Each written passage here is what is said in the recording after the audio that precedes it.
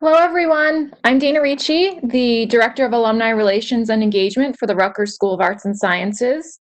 If this is your first virtual Scarlet Speaker event, I'd like to welcome you. If you are a repeat attendee, I'd like to thank you for coming back each week. As a reminder, we have everyone's microphones muted, so there's no background noise during the event. We ask that you use the chat feature to submit any questions you may have during this presentation.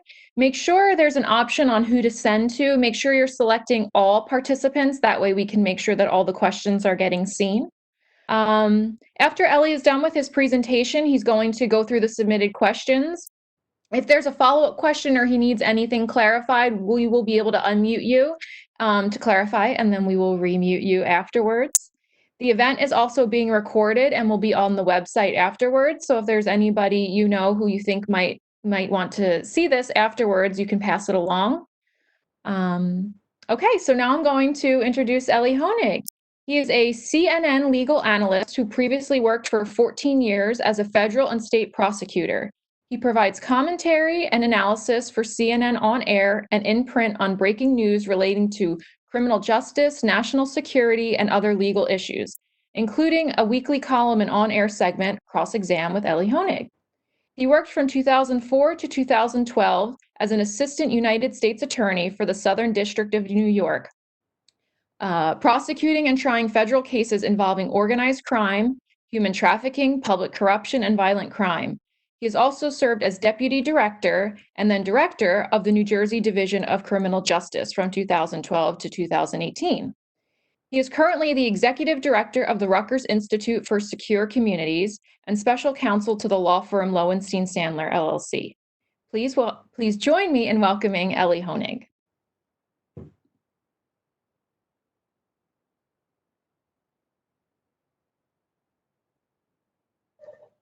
Okay, Dana, thank you. This is a little unusual to be giving a presentation this way, but thank you everyone for spending your lunch hour, I guess, in front of the computer screen with us. Rutgers means a lot to me. I think you could tell from my resume. It runs deep in my family. My father went to Rutgers College. He was the first member of his family to go to college. He is a graduate of the class of, I believe, 71, and then law school 75, which I know because I was born in April of 75, and he graduated in May or June of 75. I was at his graduation. I was 2 months old. It was my first ever Rutgers event. I went to Rutgers. My middle brother went to Rutgers. My youngest brother went to Rutgers, and so on. So you can tell that it runs deep for me. And one of the great things about being back at Rutgers now is being able to meet and interact with sort of younger students, many of whom, like my father 50 years ago or whatever it was, are the first members of their families who went to college or who are going to college. So it's a great thing to be back. I do want to just say two things before I jump in. First of all, to any students who are watching this, law students, undergrads, I know it's a terrible break. I know you were looking forward to having your spring, maybe you're a senior, graduation. But a lot of the students I know are worried. Let me just tell you, do not worry. Do not panic. I know there's what the kids call FOMO, fear of missing out. You're not missing out on everything. Nobody's doing anything. There's not some secret LSAT being given that you're missing. There's not some job fair happening that you're being left out on. Relax. You'll all be okay. Everyone's in the same boat here. So I find it helps students. They know that. You all understand that, but it helps to be reminded of that. The other thing I just want to say is I just want to take a moment to remember Ruth Mandel, who passed away about a month ago. Dr. Mandel was the director of the Eagleton Institute. She took over actually when I was an undergrad at Rutgers in the mid-90s, and really was an important person to me in my development and in sort of fostering my interest in political science and in reconnecting with her when I came back. She was a remarkable person. If you haven't read about her or don't know who she is, take a minute and look her up. She's a real pioneer, especially when it comes to women being involved in the public sector and the political world. So the whole Rutgers community was very saddened to see her pass recently. Okay, so this is going to go an hour. I'm going to go for till about 12:30, given my presentation. And I do want to take questions and answers. So please, if you have questions as we're going, post them in the chat, which you can, there's a button for that or something. And we'll then go through and pick out any questions. I'm happy to answer any questions that you have about law, politics, careers, whatever. And then when we get to the 30-minute point, I'll start taking questions, but post them as you have them, because if I'm talking about a specific topic, I can see the chat here. So if you post a question and I see it and it is a good one, and I may just sort of take a quick detour and address it on the spot. Okay. So let's dig in now. Hold on. They taught me how to do this. Share content. Hold on. Not this one. Move. No. This is the one I want. Okay. All right. I assume people can see that cover page. If not, Dana or Christina will somehow let me know. We can see it. Okay. Thank you. All right. So, wow. You would have thought that a presidential impeachment would be the most historic and unexpected legal development of the year 2020.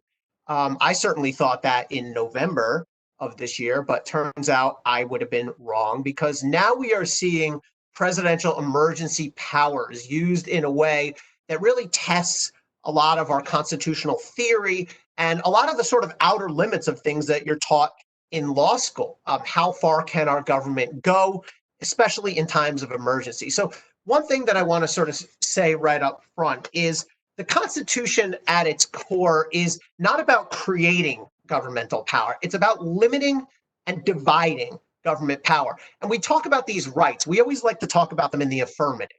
We have the right to due process. We have the right to bear arms. We have the freedom of speech, the freedom of religion.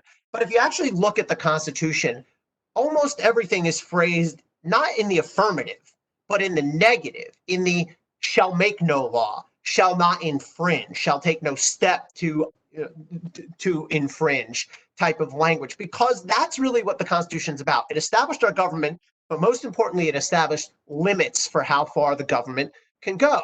At the same time, we've long recognized in our legal and constitutional system that, to put it simply, extreme times can call for extreme measures, including extreme exercises of governmental power. And so when you're in an emergency situation, you have governmental actions that ordinarily would be unthinkable, even unconstitutional in normal times, can suddenly become lawful, arguably constitutional, and even necessary. And so I want to first give you an overview of what some of those powers are. Starting at the federal level. About 2 months ago, March 13th of this year, President Trump declared a national emergency. There's a video of it here, but we have a little bit of an issue playing video. But he formally declared a national emergency. So why does that matter? It's more than just words. A couple reasons. First of all, a declaration of a national emergency can free up billions of dollars in federal relief funds that can go out to the states. Second of all, and the lesser known thing, is that a declaration of national emergency triggers over 100, I think the total is over 120, federal laws that grant special emergency powers to the president.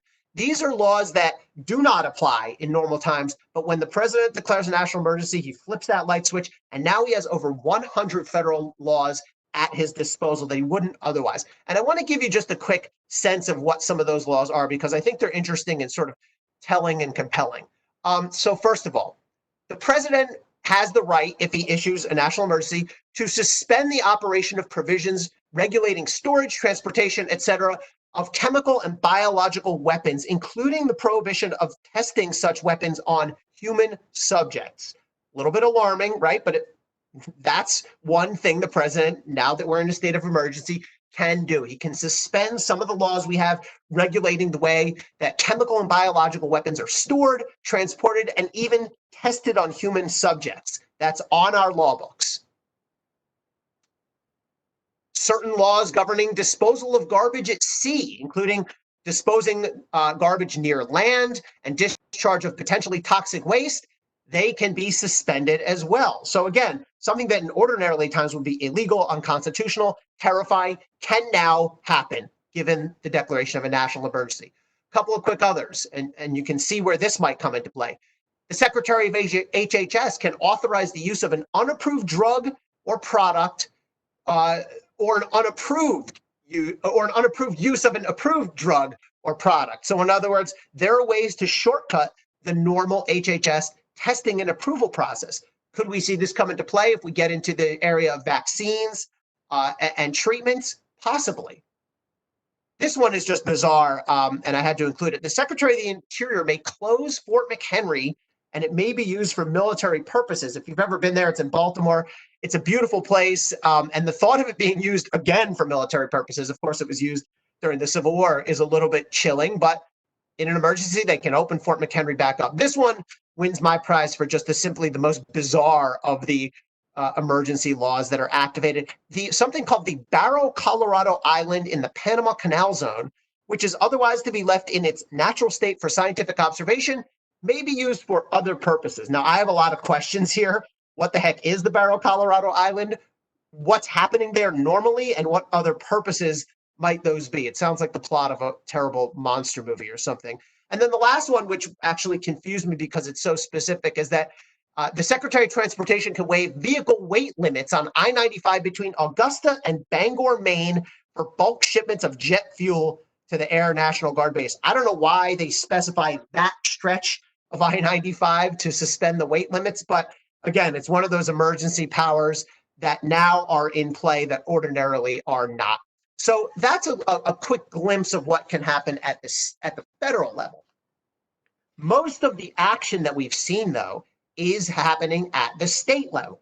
Governors across the country, including our governor, Governor Murphy here in New Jersey, have issued extensive quarantine and stay home orders. And all those actions, by the way, are being taken pursuant to state laws. Governors aren't just sort of pulling things out of thin air and issuing orders. Every one of the 50 states has a law saying governors can issue emergency orders restricting movement. But if you think about it, you stop and think about where we're at for a minute.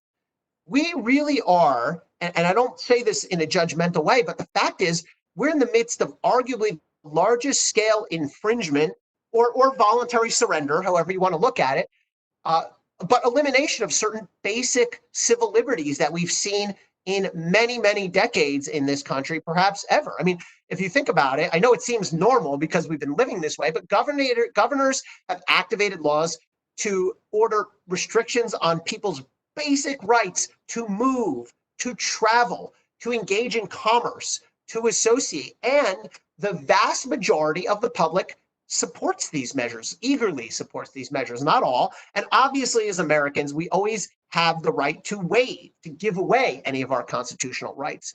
And those who've disobeyed, by the way, have faced, in some instances, real consequences. Here in New Jersey alone, the authorities have issued thousands of citations. I saw an article recently saying 1,700 citations, and have made dozens of arrests of people for violating Governor Murphy's stay-home order. So the questions that this raises to me are, first of all, should the law permit governors to issue such restrictive orders imposing on basic constitutional freedoms, or should it just be a purely voluntary system where the government is free to make recommendations and give guidance, and then you have either voluntary compliance by citizens or not? And then the bigger question, is there any danger legally and in terms of civil liberties to what we're doing right now? Can this precedent that we're setting right now be misused or overextended? In other words, is there what lawyers or law professors call a slippery slope problem? Once we start down this road, there's not some necessary stopping point. And one of the questions, are we okay with this simply because we're okay with this? In other words, are we okay with the government having this power because we believe it's being used rightly right now? And not everyone believes that, but I think the majority, certainly in New Jersey, do. And what would happen if we collectively thought that a governor went too far? How would we feel about it then? And there was a very important decision just last week in the Wisconsin State Supreme Court where a group of actually legislators challenged the governor's stay-home order. It was politically charged. You have a Democratic governor, and the group of legislators who challenged it were Republicans. And the Wisconsin Supreme Court, by a 4-3 decision, struck down the stay-home order. The Supreme Court of Wisconsin said that it was overreach by the governor. One justice in Wisconsin said that the stay-home order was like prison, which is think, a ridiculous thing to say. The governor of Wisconsin, after the ruling came out, said it would throw the state into chaos and turn it into the Wild West. And there is similar litigation coming up through other states where maybe it's political interest groups, maybe it's citizens, maybe it's small business owners, but people are challenging these laws, or these stay-home orders, I should say.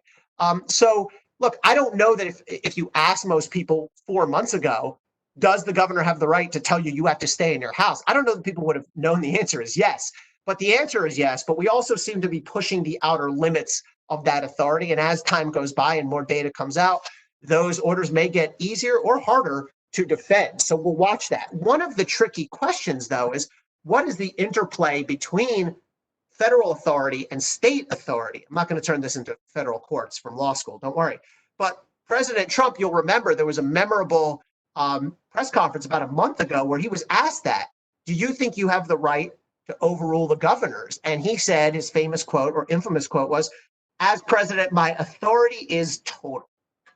Well, look, I don't think anybody would argue that the president authority is total in any area. I mean, the president has a lot of authority, more power than anybody else, but the whole point of our system is it's not total. But the dynamic here is interesting. Look, who has the decision to shut down a state? Clearly, governors can do it, but can the president do it?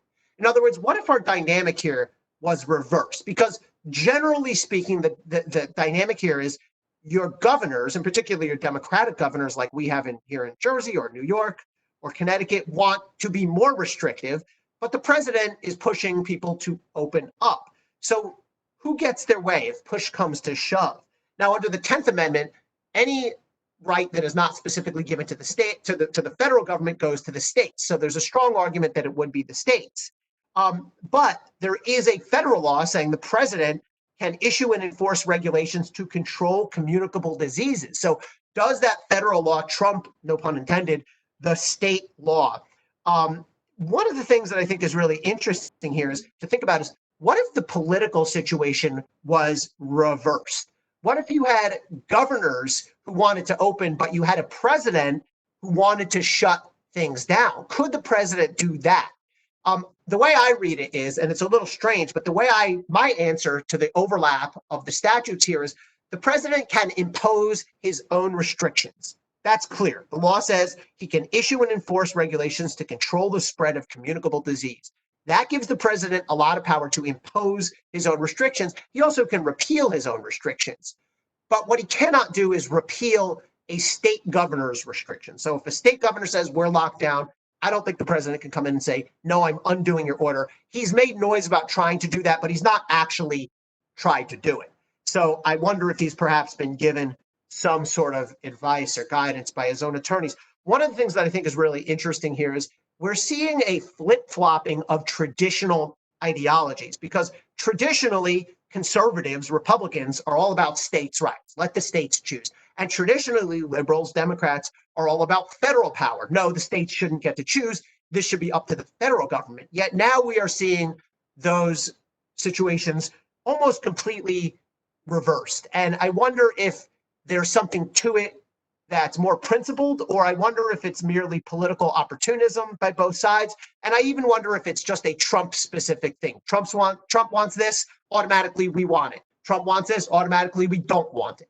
But it is interesting to see a lot of the historical principles espoused by both ideologies sort of reversed here. One of the questions that's come up is the president's use of executive orders. Is the president overusing or abusing executive orders? And is he using them differently in any meaningful way from how President Obama and other prior presidents have used executive orders? Where's the line? Are executive orders even constitutional? What is an executive order? I was hoping to play this video, but we're not going to be able to. It's a Saturday Night Live video, and it's a spoof on the old Schoolhouse Rock, where the bill goes through the House and the Senate and gets voted, and then it goes to the president's desk and it gets signed into law. This is a joke where they make fun of that, and then this cranky executive orders guy comes on and he's smoking a cigarette and he says, I'm an executive order and I pretty much just happened. And then the president pushes the bill down the stairs and goes, silly you, Bill. That's not how the law really works. One of the things that I think is interesting is the president they're making fun of in this sketch is Barack Obama. So the use of executive orders is certainly nothing new to Donald Trump. The executive order that President Trump issued that is most important here is about a month ago, the president issued an executive order limiting immigration in light of coronavirus, a temporary hold, a 60-day pause on green cards with certain exemptions. And so the question is this constitutional? Is this okay? Will it survive in court? I don't know that it's distinguishable from the travel ban. If you think back to the beginning of the president's term, he issued the travel ban limiting incoming immigration from certain countries. The Supreme Court, there was a huge uproar about that when it happened. You may remember the night when there were protests in the airports. The Supreme Court ultimately upheld a revised version of that travel ban by a 5-4 vote. Now, I know this executive order, I think it's problematic. I think it raises a lot of problematic legal questions and policy questions. But ask this, though. This is a difficult question for people who oppose this executive order. If we acknowledge that there's a need to impose serious limitations on our own travel temporarily, right? If you're in favor of lockdown orders, if you're in favor of governors issuing stay-home orders and keeping certain businesses closed, can we then also impose limitations on other people traveling into the United States from foreign countries? Is there a difference? Is there a meaningful distinction there? I suppose there's an argument that there is, but it's not quite as straightforward as it would be in, I think, an ordinary situation. Oops. A couple of other interesting laws that come into effect. One is the Defense Production Act, and you've probably heard a lot about this. It's a federal law, and what the Defense Production does is it allows the president to prioritize contract. In short, I think the common take on it is it allows the president to order a private business. You have to make these things. General Motors, you have to start making ventilators. Johnson & Johnson, you have to start making masks or other PPE. Not quite that simple. What the president can't just wave a magic wand and tell a private company they have to produce something. What it says is the federal government has the right to order a private company to produce a certain product at a set price under a contract. In other words, the federal government has to pay for it. They can't just say, hey, order these, create these things for free. The other thing that the DPA does is it allows the president to allocate certain goods. So if you have a rare good, ventilators looked for a while like they would be rare, excuse me, the president has the right to say, okay, General Motors, you have to produce 10,000 of these at a price of $10,000 per ventilator by July 1st. We will then take them and we will distribute them to the states. Why would you want to do that? To prevent the states from having to bid against each other, to drive up the price, and to make sure that the right number or the right amount of equipment gets to the right state. So it's a really powerful tool, but if you think about it, it's very strange in our system to say the federal government can come in and essentially take over or dictate things to private industry. There's a real question out there about whether the president has made a meaningful or symbolic use of the Defense Production Act. He has at times said, I've signed the act, or I've used the act, or I've implemented the act. He doesn't seem to fully understand what it is. And they've issued a few orders to private companies, but they're very vague and non-specific. I think the president has made more of a symbolic use of the Defense Production Act than a meaningful use. And he did sort of reveal where he really stands. The president at one point said about the Defense Production Act, quote, the fact that I sign it, it's in effect. But we're a country not based on nationalizing our business. Call a person over in Venezuela, ask them how did nationalization of their businesses work out? Not too well. So my bottom line here on the Defense Production Act is it's a really important, powerful law that the president has play acted like he's used, but he hasn't really put it into full effect. Fortunately, it turns out with ventilators, we haven't really needed it quite as much as I think we feared originally. Price gouging laws are another form of law that goes into effect in emergencies. Now, these are state laws. There's no federal price gouging law. We do have a state law here in New Jersey. Actually, not every state has one. 35 states have them. And what they basically do is they say, when there's a declared state of emergency, it makes it illegal for sellers to raise the price of certain goods. Different states define that differently. Some states, New York just says you can't have an unconscionable raise in price, whatever that may mean. Here in New Jersey, we actually have a specific number. You can't have a 10% raise in the price of goods. But there are people who think that these laws, I think it's the kind of law where when you first hear about it, you go, oh, good. Yeah, I like that. That makes sense. Nobody likes to be gouged, price gouged. But there is a counter argument here that it's a question of supply and demand versus scarcity. The way I heard someone phrase it, I think smartly was, do you want to have cheap items that are unavailable, or do you want to have expensive items that are available? In other words, if you artificially keep down the price, they're going to just literally be off the shelves, and you're not going to be able to get them. Whereas if you allow the true free market to take control, then price will shoot up, but they will at least be arguably available. I don't know if it plays out that way. In reality, I suspect that price gouging laws are probably necessary and a good thing, but it's another example of laws that go into effect. I remember when I was with the AG's office after Superstorm Sandy, the price gouging laws went into effect and were being used against gas stations, which I think was a good use of that. The last thing I want to address, because it's one of the most common, before we take questions, it's one of the most common questions is the idea of laws versus norms. Love Donald Trump or hate him, I think one thing that everyone would agree on is that he is a norm breaker. He breaks norms more than really any president we've probably ever seen. Now, what do I mean by that? Laws are laws. Laws are statutes. I would include Supreme Court decisions, essentially, regulations. They're written down, black letter codes, so you can look it up. Norms are essentially those unwritten laws, those things that were long observed, but never really specifically written down. And I'll give you a couple examples of longstanding, norms that this president has broken. Tax returns is number one, right? It was a longstanding norm going back to Richard Nixon that all presidential candidates would turn over their tax returns. This president has not done that. It's now in front of the Supreme Court. Pardons are law. They are part of our Constitution, but the norm was all pardons would go through the Justice Department's Office of the Pardon Attorney. There's a specific group of attorneys there who review pardons and make recommendations.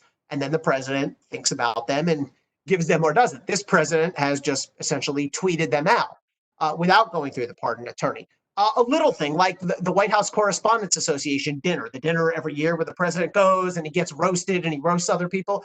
This president has stopped going to that. That broke a norm, for better or for worse. And you can argue that either way.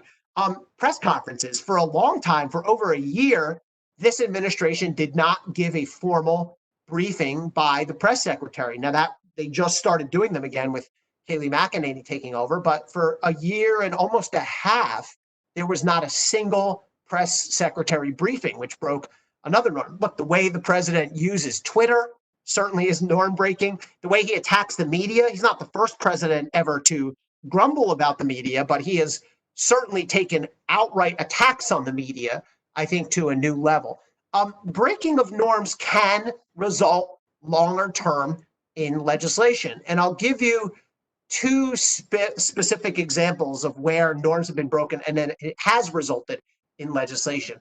First of all, FDR is responsible for having formal limits on presidential terms. Now, everyone knows a president can only serve 2 terms max. And everyone, I think, knows that the famous story of how George Washington stepped down after his second term, but he didn't have to. There was no law at the time, even up to when FDR, of course, FDR ended up serving 4 terms as president. He broke that norm. There was no law. After FDR did that, we passed a constitutional amendment limiting it to 2 terms. Another example is with John F. Kennedy and Robert F. Kennedy with nepotism, meaning the hiring of family members. For a long time, for most of our nation's history, it was a norm, it was not a written law, that a president wouldn't hire his family members to key cabinet positions. John F. Kennedy, of course, made RFK the United States Attorney General. And after that, we passed an anti-nepotism law saying that the president cannot appoint his immediate family members to be cabinet secretaries or other positions. Interesting footnote here. There was some question about whether that law applied to senior White House staffers. Clearly, it applied to department heads, attorney general, secretary of state, labor, defense, et cetera. And several presidents, Carter, I believe Reagan and Bush as well, wanted to appoint family members to be White House advisors. And so they asked for a legal opinion from the Justice Department, the Office of Legal Counsel, and we're told, no, you cannot do that. When President Trump took office, on his first day in office, somehow they had an OLC opinion waiting for him that said, it's actually fine. You can hire whoever you want to be your senior White House advisors. The anti-nepotism laws do not apply to that. Hence, we have Jared Kushner and Ivanka Trump involved with all manner of policy making. So that's an area where we could see laws. But look, we could well see laws passed as a result of some of this president's norm breaking, either codifying that his norm breaking is okay or outlawing certain forms of norm breaking. But I think that'll be one of the longer term questions. Oh, one more thing that I think is really important. What is the role of courts in all of this? And we're starting to see a bit of a trend that I find disturbing. When courts want to punt, want to avoid ruling, they have this phrase they use, and when you're in law school, you learn this. It's called political question. So at times the court will say, we cannot answer that. That's a political fight. We're out of this. Our hands are washed. And we've seen two major rulings where that came into play or could come into play very recently. One, the man on the left there is Don McGahn. Don McGahn was the president's attorney. He was a central witness, according to Robert Mueller's report, to various acts of obstruction of justice by the president. The House of Representatives subpoenaed Don McGahn, and the White House told Don McGahn, no, don't observe that. You don't have to listen to congressional subpoenas. It went to court, and the first federal judge who heard it, very smart federal judge in Washington, D.C., said, yes, you do. That's a congressional subpoena. It's valid. It's legitimate. You have to testify. But then the case went up to the Court of Appeals in D.C., and that court came in with what I believe is a flawed and really dangerous ruling, a 2-to-1 ruling, 3-judge panel saying, actually, we're not going to get involved. It's a political question. It's a fight between Congress and the White House. It's not for us. We're the courts. We're out. Now, what's the practical effect of that? White House can throw congressional subpoenas in the garbage, and there's nothing Congress can do to enforce them. Now, fortunately, I think that ruling is not going to stand because the D.C. Court of Appeals, after that 2-to-1 ruling came down, did something really unusual. They issued what's called en banc review, meaning it's like en banc is, I don't know, French or something, for the whole Court of Appeals. So in this case, there was 9 eligible judges. They just reheard the case about 2 weeks ago. The fact that they reheard it is very, very rare. It suggests to me they want to overturn it. But the fact that the Court of Appeals even went down this road of it's a political question, it's not for us, I think is very dangerous. And then in the ongoing Supreme Court case over President Trump's tax returns, the Supreme Court heard argument. 6 different courts have heard this case. 6 different federal courts have heard the various Trump tax returns cases. All 6 of them have said, yes, we can rule. And yes, you do have to turn over the tax returns over to Congress or to a prosecutor. And the Supreme Court on its own reached out and they asked for briefing. They said, we'd actually like briefing on this political question issue. Can we even decide this dispute? And when I saw that, I said, oh no, I really hope this is not spreading. I hope that the courts don't start ducking these difficult issues on this whole idea of political question. We'll see what they do in this case. Strangely, if the Supreme Court does duck the question, it looks like it's actually going to be a win for Congress and a loss for Trump because the banks that have the tax returns have said, well, we are going to comply with these subpoenas unless we're ordered not to. So if the court just says we're out, we have no role, it looks like the tax returns will actually go over. I think that's the right result, but I think the court staying out of these kind of subpoena disputes between Congress and the executive branch really tilts the balance of power inordinately towards the presidency and the executive branch. So, okay. Oh, good. We're right on time. So obviously a lot of really important issues out there. Let me get out of this, hang on, and go back into the main presentation. Okay. So questions. Wow, I see a lot of them. Okay. Let me just roll through some of these. Okay. Someone asked, I'm not sure who it's from, regarding state police powers. Do you know of any significant legal challenges to state governors using power? So yeah, I did. I guess I talked about that. The Wisconsin case that just came down last week is really important. That Supreme Court struck down the stay-home order, and I think it's going to spur other litigation. Now, look, what one state Supreme Court does is not binding on other state Supreme Courts. So we could end up with Wisconsin saying it's unconstitutional, Michigan, or I don't know exactly what's next to us, Michigan saying it's fine, Illinois saying no, Ohio saying yes. This is going to be state by state. And I think the more data we get about this disease and how it spreads, this virus, I think that's going to inform these decisions. Does federal statutory law define what is a national emergency? Great question. The short answer is no. It gives the president enormous discretion to declare what a national emergency is. There's nothing or next to nothing in the statute saying a national emergency shall be this, but shall not be that. Now, if the president went way overboard, if the president if the president said anytime the temperature goes over 85 degrees, we're going to declare a national emergency, I think that could be challenged. And I think courts would defer greatly to the president, but I think at a certain point of ridiculousness, the courts would probably strike that down. Good related question. Okay. And by the way, keep sending those questions. I'm going to just roll down them here. Is there any time limit on a national from Tom Ostran. Thank you, Tom. Is there any time limit on a national emergency? Does it exist until the president cancels it? Could Congress terminate it by legislation? So similar answer to what I gave before. There's no statutory time limit. The law doesn't say an emergency can only be 60 days, 90 days. Yes, generally it exists until the president cancels it. I think with the exception of if it just carried on way too long. Could Congress terminate it by legislation? No, that's an executive power to declare a national emergency. I don't think Congress has any role here. Let's see. Okay, Diane Blaska. Can the president shut down media outlets individually or totally? The answer there is a hard no. Thankfully, a hard no. He makes a lot of, look, this president, more than certainly any president in my lifetime, has tried to turn the media into an enemy and tried to vilify the media. Fortunately, there's nothing really he can do legally to limit the media. Can he sue for slander? I guess he wouldn't win. And he hasn't actually really done so in any meaningful way. I think this is an area where the president likes to pound his chest and throw lightning and thunderbolts, but he's not really done anything. Legally, he really cannot do anything.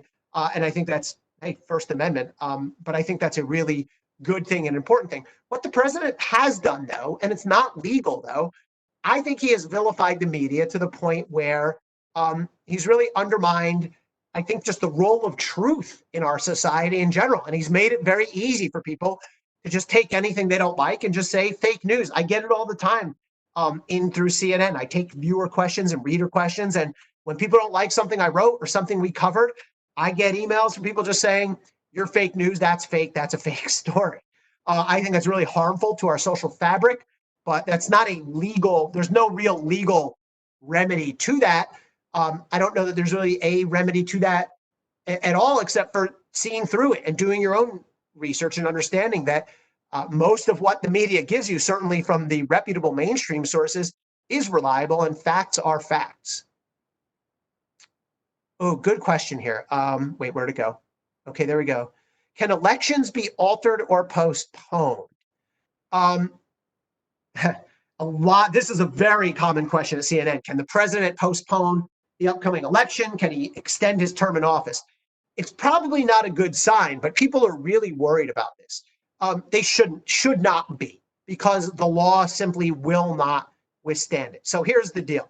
The Constitution gives Congress the power to set the date of the national election. That is in the Constitution. And Congress in the early 1800s passed a law saying that the general election shall be on the Tuesday after the second Monday of November, which this year is November 3rd.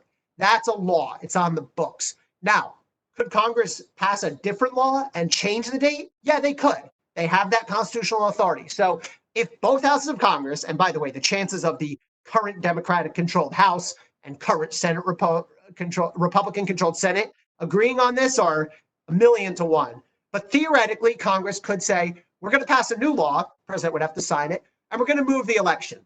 But as a practical matter, they could really only move it a couple of weeks, because no matter what, no matter when the election happens, even if it's not held, the presidential term ends under the Constitution at noon on January 20th, period. So what would happen if we didn't have an election? What would happen if Congress said we're not going to have the election until, this is crazy, but I don't know, until January 30th?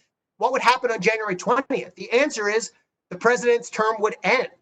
And arguably the vice president's term, it's in there.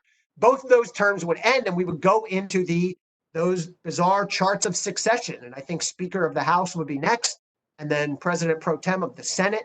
So the short answer is only Congress can move the date of the election. It's not going to happen this year. There's not going to be an agreement between the House and the Senate. Even if it did happen, they couldn't really move it much past where it's already at. All right, what's next?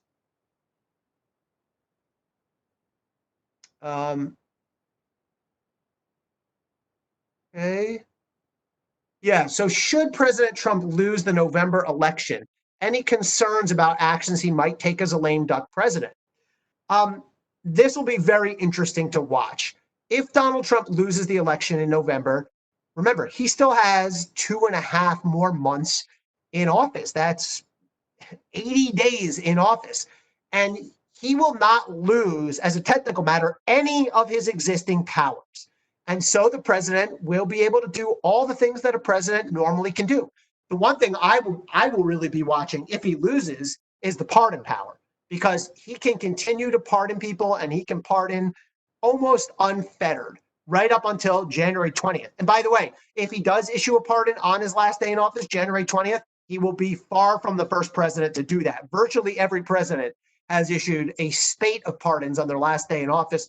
Most notoriously, I think Bill Clinton, who pardoned his own brother, half-brother, Roger Clinton, and pardoned Mark Rich, who was a fugitive financier, in a way that was so problematic that my former office, the Southern District of New York, actually, this is public, opened a criminal investigation to see whether that pardon was the result of some sort of bribery. So, yeah, look, if the president loses, he's still got 80 days in office, and he's got all the powers of the presidency still in front of him. He won't have as much political power because he's a lame duck, but he can still issue executive orders. He can still issue pardons. He can still do all the things that a president normally can do. All right, let me scroll through here.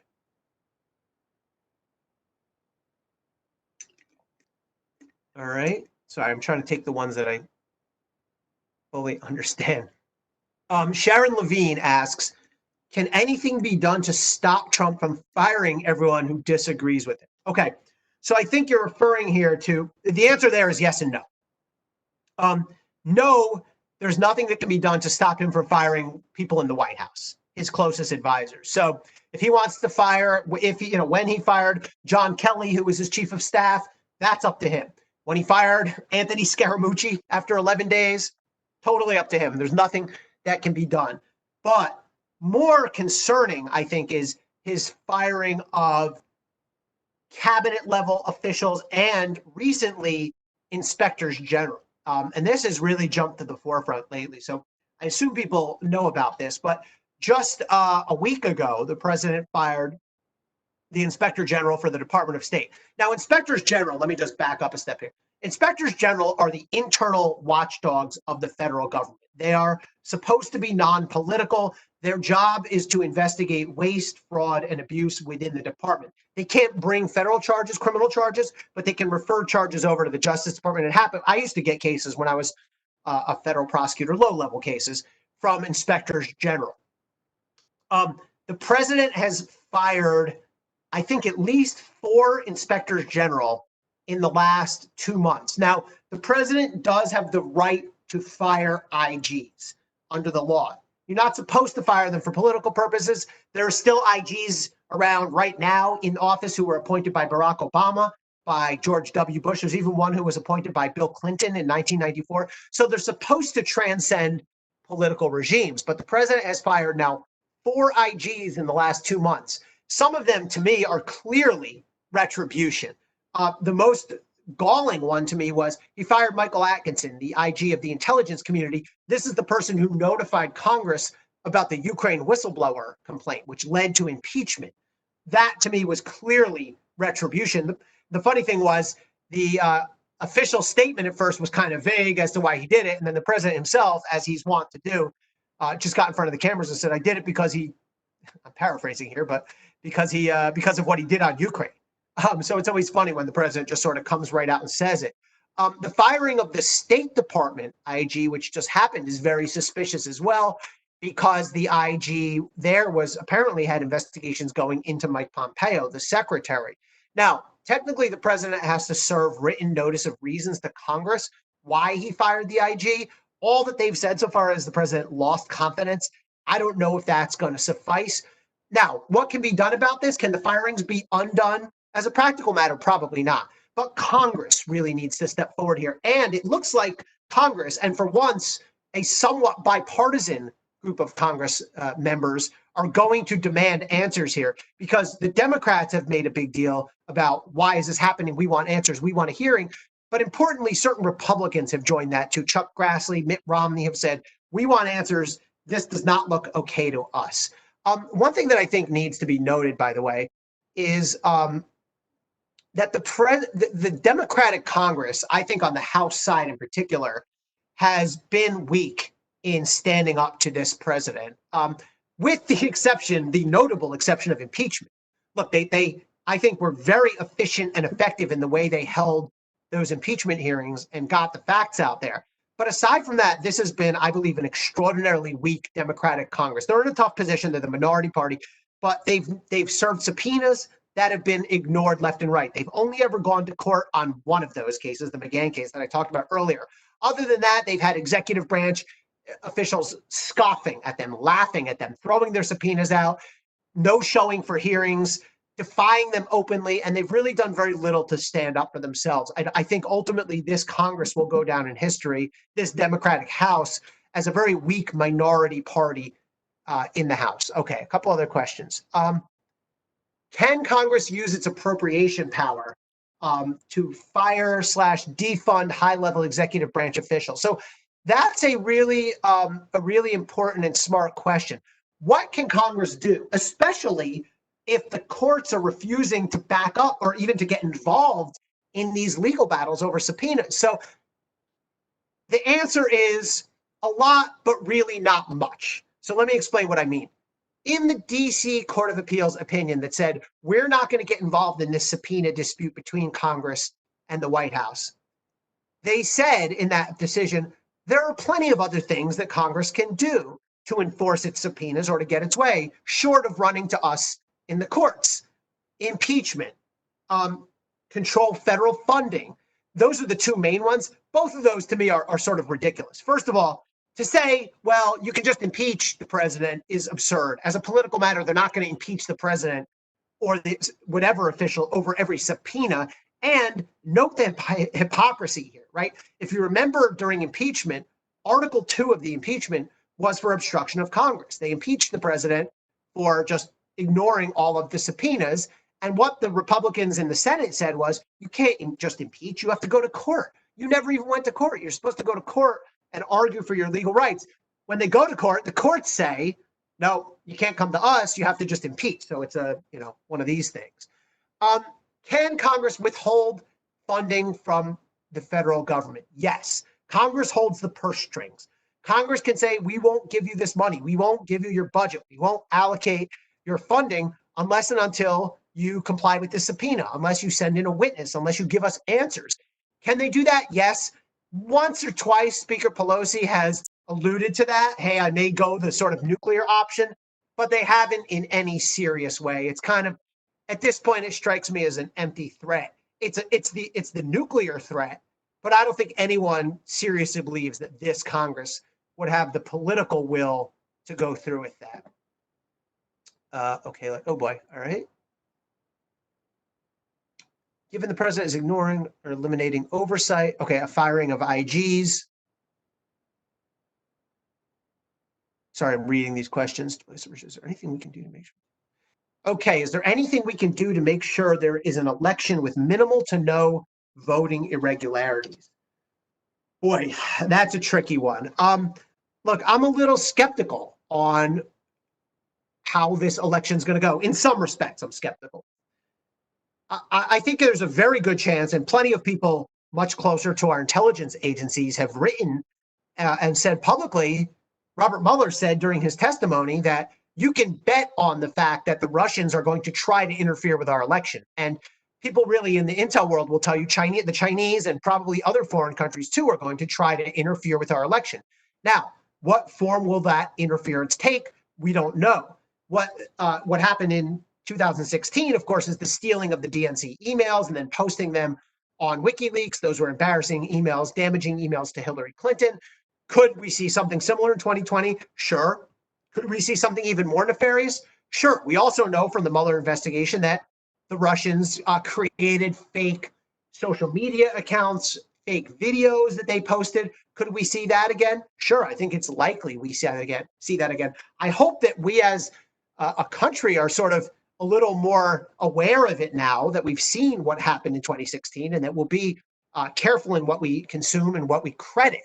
But in terms of ensuring we're coming up on what's going to be an extraordinary election in a lot of ways, and complicated even more by the coronavirus. People don't want to leave their homes. We don't know where we'll be in November, but there's a good chance we're still in some form of restricted movement.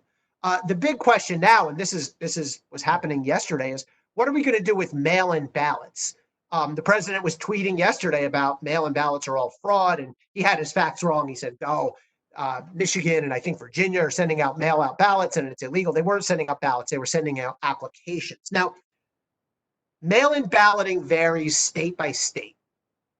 5 states actually do all of their voting by mail now, believe it or not. About 23 or 4 other states allow anyone who wants a mail-in ballot to get one for no reason or any reason whatsoever. New Jersey is in that boat. If you want a mail-in ballot, though, you have to ask for one. It's not just going to appear, so know that. Now, the remaining 20-some states have what's called a for-cause system, meaning you can only get a mail-in ballot if you show a good reason, age, disability, you're out of the country, that kind of thing. And that's what's going to get really controversial.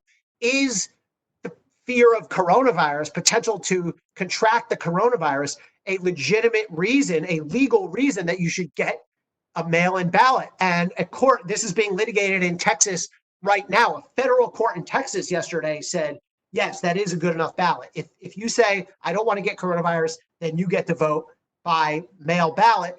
But the Texas, I believe, Attorney General is now going to challenge that. So we're going to have a lot of legal challenges over the use of absentee ballots, mail-in ballots. That's going to be really important because I think we're going to see an awful lot of people, wanting to cast their ballots by mail. Okay, more questions. Wow. Real quick, I think we have time for one more. Yeah. If there is no election, from Victoria Herring, I'll just take this last one. If there is no election held, can the Electoral College meet and vote for president? No. I guess the short answer there is no, because we won't know who the electors are. If there is, for some catastrophic, completely unforeseen reason, no election held, then come January 20th, we go into the order of succession. One interesting thing, this is more along the lines of trivia. There was a case argued in the U.S. Supreme Court last week on the issue of faithless electors, meaning, I'm sure everyone knows, when you vote for president, you're actually voting for a slate of electors. New Jersey has, I forget the number, 15 or 16 or something like that. That's what we mean by electoral votes. But there's actual people, and they actually do have to formally submit their votes. And the question is, what happens if New Jersey votes, let's just say hypothetically, for Joe Biden? The polling shows we're likely to do that. But what happens if 2 of the 16 electors just say, nope, too bad, I don't like him, I'm going the other way, I'm going to vote for Donald Trump? Is that constitutional? That actually happened in 2016. A couple of Hillary Clinton electors went off the rails and voted for, I don't even think it was for Donald Trump, they voted for other candidates.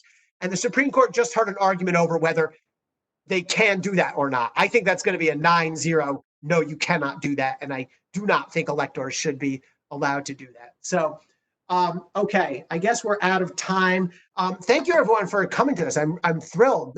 Really great turnout and great questions.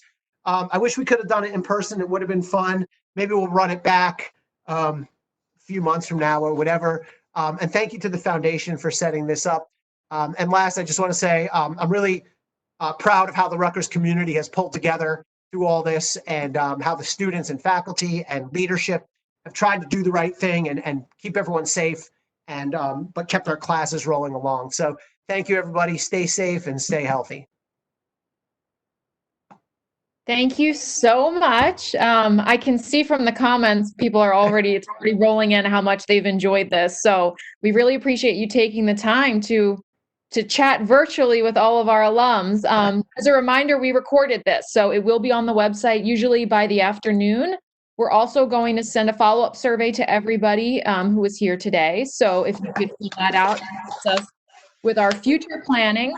And then just to give everyone an update, next Thursday, we have an event with Joyce Carol Oates and Barry Qualls. So that invitation should be going out, I believe, sometime tomorrow. But again, thank you for taking some time out of your day to join us, and hopefully we'll see you next week. Thank Thanks, you. everyone.